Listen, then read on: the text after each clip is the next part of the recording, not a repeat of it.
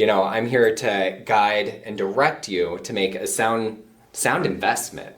I have one client who's got a decent budget. We've been working since August, looking at homes.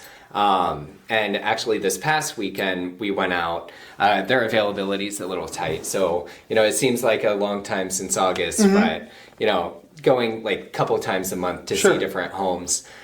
She fell in love with one home. It was listed for, a hefty price. And I did the comps in the area, and I could not justify her paying that price. Sure.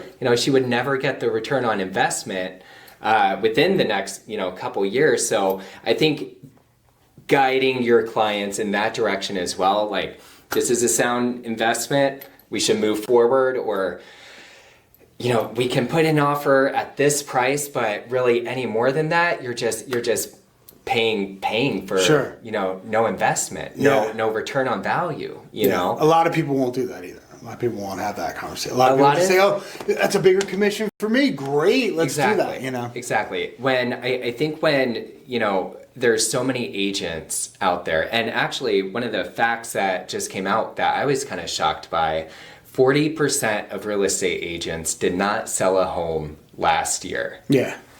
70% of agents sold 4 or fewer homes. It might have been 6 or fewer homes. And that gives 30% of agents that sold 6 or more homes, 30% of agents. Right. That is just crazy to me.